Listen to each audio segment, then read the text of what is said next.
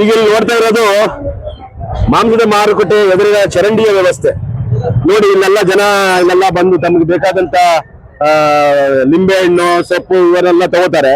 ಆದ್ರೆ ಇಲ್ಲಿ ಚರಂಡಿ ವ್ಯವಸ್ಥೆ ಯಾವ ತರ ಇದೆ ಅನ್ನೋದ್ರ ಬಗ್ಗೆ ನಿಮಗೆ ನಾವಿಲ್ಲಿ ತೋರಿಸ್ತಾ ಇದ್ದೀವಿ.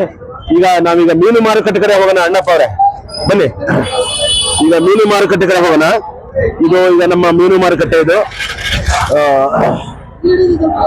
ಇಲ್ಲಿ ನಾವು ಇಲ್ಲಿ ಗಮನಿಸಿದ ಹಾಗೆ ಇಲ್ಲಿಯ ಮೀನು ಮಾರುಕಟ್ಟೆ ಏನಿದೆ ಅನ್ನೋದನ್ನ ಒಂಚೂರು ಗಮನಿಸೋಣ. ನೋಡಿ ಮೀನು ಮಾರುಕಟ್ಟೆಯ ಸ್ಥಿತಿ ಇದ್ರಲ್ಲೂ ತೋರಿಸಿ. ಇದನ್ನ ಮೀನು ಮಾರುಕಟ್ಟೆಯ ಸ್ಥಿತಿ ಇದು.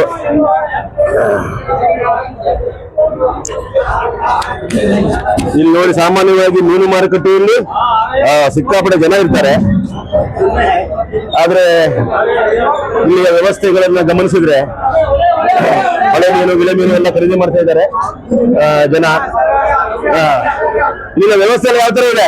ವ್ಯವಸ್ಥೆ ಎಲ್ಲ ಏನಿಲ್ಲ, ಹೊಸ ಬಿಲ್ಡಿಂಗ್ ಮಾಡಿದ್ದಾರೆ, ಓಪನಿಂಗ್ ಮಾಡಿಲ್ಲ.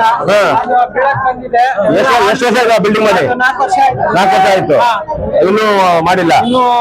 ಓಪನ್ ಆಗ್ತಾ ಏನ್ ಕಾರಣ ಹೇಳ್ತಾರೆ? ಕೇಳ್ತೇವೆ ನಾವು ಹೋಗಿ. ಹೌದಾ? ಸರಿ ಸರಿ ಸರಿ, ಓಕೆ ಓಕೆ. ಈಗ ಮತ್ತೆ ಇವ್ರನ್ನ ಮುಂದೆ ಹೋಗ್ತೀವಿ. ಇಲ್ಲಿ ಕೇಳೋಣ ಯಾವ ತರ ಅಂತ ಹೇಳಿ. ಮತ್ತೆ ಸರ್, ನಾವು ಮೀನು ಮಾರುಕಟ್ಟೆ ವ್ಯವಸ್ಥೆ ಬಗ್ಗೆ ಏನ್ ಹೇಳ್ತೀವಿ ಸರ್? ಮೀನು ಮಾರುಕಟ್ಟೆ ಈ ತರ ಅವ್ಯವಸ್ಥೆ ಇದ್ರೆ ಏನ್ ಹೇಳ್ತೀವಿ ಸರ್ ನೀವು? ಹೌದಾ? ಸರಿ ಸರಿ ಸರಿ ಸರಿ, ಪರವಾಗಿಲ್ಲ. ಈಗ ನಾವೀಗ ಮತ್ತೆ ಚೂರು ಮುಂದೆ ಹೋಗ್ತೀವಿ, ಪಕ್ಕದ ಒಂದು ಇದಕ್ಕೆ ಹೋಗ್ತೀವಿ. ಬಹುಶಃ ಇಲ್ಲಿನ ವ್ಯವಸ್ಥೆ ಬಗ್ಗೆ ನಾವು ಮತ್ತೆ ಮಾತನಾಡಬೇಕು ಅಂತ ಅನ್ಸುತ್ತೆ. ನೋಡಿ, ಇಲ್ಲಿ ಏನಿದೆ ಈ ತರ ಅವ್ಯವಸ್ಥೆ ಅಂತಂದ್ರೆ ನಿಜಕ್ಕೂ ಇಲ್ಲಿ ನಮ್ಮ ಇವರಿದ್ದಾರೆ, ವಕೀಲರಾದ ಭೋಜರಾಜ್ ಅವರು ಇದ್ದಾರೆ. ನಮಸ್ಕಾರ ಸರ್. ಬೇರೆ ಏನ್ರಿ ಈ ಕಡೆ ಈ ಮೀನು ಮಾರುಕಟ್ಟೆ ಅವ್ಯವಸ್ಥೆ ಬಗ್ಗೆ ವರದಿ ಮಾಡ್ಲಿಕ್ಕೆ ನಮ್ಮ ಸುದ್ದಿವಾಹಿನಿ ಬಂದಿದೆ.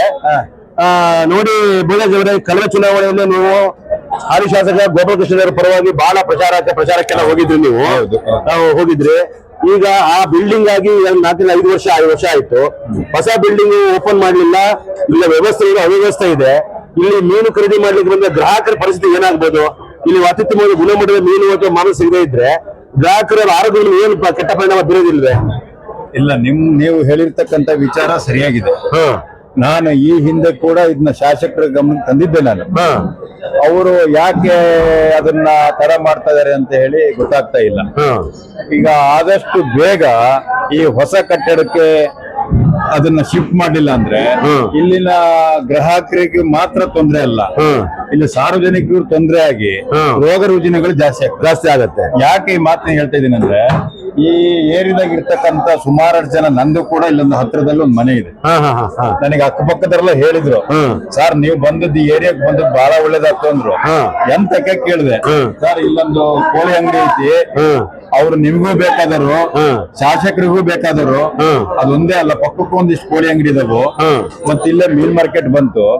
ಇಲ್ಲಿ ನಾಯಿ ಕಾಟ, ಸಿಕ್ಕಾಬಟ್ಟೆ ನಾಯಿ, ಮತ್ತೆ ಜೊತೆಗೆ ಈ ಹೆಗ್ಣಗಳು ಈ ಮನೆ ಒಳಗಡೆಗೆ ಹೆಗ್ಗಣ ಪಾಸ್ ಆಗ್ತದ. ಅಂದ್ರೆ ಈಗ ಕೋಳಿ ಅಂಗಡಿಗಳು ಇದ್ರಿಂದ ರೆಸಿಡೆನ್ಷಿಯಲ್ ಏರಿಯಾ ಏರಿಯಾದಲ್ಲಿ ಮಾಡಲೇಬಾರ್ದು. ಇದನ್ನ ಇಲ್ಲಿರ್ತಕ್ಕಂಥ ಜನಪ್ರತಿನಿಧಿಗಳು ಏನಿದ್ದಾರೆ, ಈ ಕೌನ್ಸಿಲರ್ ಅಂತ ಏನಿದಾರಲ್ಲ, ಅವ್ರು ಅದ್ರ ಬಗ್ಗೆ ಹೆಚ್ಚಿನ ಗಮನ ತಗೋಬೇಕು. ಹಾಗೆ ಮತ್ತೆ ಇದಕ್ಕೆ ನಮ್ಮ ಪರಿಸರ ಅಭಿಯೋಜಕ ನಗರಸಭೆ ಮತ್ತೆ ಅಲ್ಲಿ ಹೆಲ್ತ್ ಇನ್ಸ್ಪೆಕ್ಟರ್ ಅಂತ ಇರ್ತಾರೆ. ಹೌದೌದು ಅಂತ ಹೇಳಿ ಹೆಲ್ತ್ ಇನ್ಸ್ಪೆಕ್ಟರ್ ಸುಮಾರು ಜನ ಇದ್ದಾರೆ. ಮದನ್ ಅಂತ ಮದನ್ ಪರಿಸರ ಅಭಿಯಂತರರು. ಅವ್ರ ಮದನ್ಗೆ ಸರಿಯಾಗಿ ಮಾತನ್ನ ಹೇಳಬೇಕು ಅನಿಸ್ತದೆ. ಈ ಸಮಯದಲ್ಲಿ ಹೇಳಕ್ ಸೂಕ್ತ ಅಲ್ಲ. ಅವ್ರು ಬಂದ್ಬಿಟ್ಟು ಇದ್ರ ಬಗ್ಗೆ ಎಲ್ಲ ಗಮನ ವಹಿಸ್ಬೇಕು. ಯಾಕಂದ್ರೆ ಎಲ್ಲಾ ಕೆಲ್ಸನು ಶಾಸಕರೇ ಮಾಡಕ್ ಆಗೋದಿಲ್ಲ. ಹೌದೌದು. ಯಾಕಂದ್ರೆ ಇದು ಅಧಿಕಾರ ವಿಕೇಂದ್ರೀಕರಣ ಆಗ್ಬೇಕು ನಾ ಹೇಳೋದು. ಶಾಸಕರು ಮಾಡಕ್ಕಾಗಲ್ಲ ನಿಜ, ಆದ್ರೆ ಇಷ್ಟು ದಿನ ಬೇಕು. ಈಗ ಗೆದ್ದಿಗೆ 2 ವರ್ಷ ಆಗ್ತಾ ಬಂತು. ಈಗ ಇವೇನ್ ಸರಿ ಮಾಡಕ್ ಆಗೋದಿಲ್ವೇ? ಇಲ್ಲ, ಮಾಡ್ಬೇಕು. ಅವರು 3ನೇ ಬಾರಿ ಶಾಸಕರಾಗಿದ್ದಾರೆ. ಸಾಗರದ ಚಿತ್ರಣ ಎಲ್ಲ ಗೊತ್ತು. ಅವರು ನಾನ್ ಹೇಳೋದಂದ್ರೆ, ಶಾಸಕರು ಅಭಿವೃದ್ಧಿ ಕಡೆನೂ ಕೂಡ ಸಾಕಷ್ಟು ಗಮನ ಕೊಡಬೇಕು ಅಂತ ಹೇಳೋದು. ಯಾಕೆ ಈ ಮಾತು ಹೇಳ್ತಾ ಇದೀನಿ ಅಂತಂದ್ರೆ, ಅವರು ಇತ್ತೀಚೆಗೆ ಅಭಿವೃದ್ಧಿ ಕಡೆ ಗಮನ ಕೊಡ್ತಾ ಇಲ್ಲ. ಹ್ಮ್ ಹಿಂದೆ ನಾವು ಏನ್ ಮಾಡ್ತಿದ್ದೀವಿ, ಹಾಲಂಪಗೆ ದುರಂಕಾರಿ ಅಂತ ಹೇಳಿ ಜನ ರಿಜೆಕ್ಟ್ ಮಾಡಿದ್ರು. ಹೌದೌದೌದೌದು. ಗೋಪಾಲ್ ಕೃಷ್ಣ ಅವರು ಎಲ್ಲರ ಜೊತೆಗೂ ಮಾತಾಡ್ತಾರೆ, ಒಳ್ಳೆ ಮನುಷ್ಯ ಅಂತ ಹೇಳಿ ಜನ ಆಯ್ಕೆ ಮಾಡಿದ್ರು. ನೀವು ಬೆಂಬಲಿಸಿದ್ರಿ? ಹೌದೌದು. ಬರೀ ಒಳ್ಳೆ ಮನುಷ್ಯ ಆಗಿದ್ರೆ ಸಾಕಾಗಲ್ಲ. ಅದಕ್ಕೆ ಜನರ ಪರವಾಗಿ ಕೆಲಸ ಕಾರ್ಯಗಳು ಕೂಡ ಆಗ್ಬೇಕು.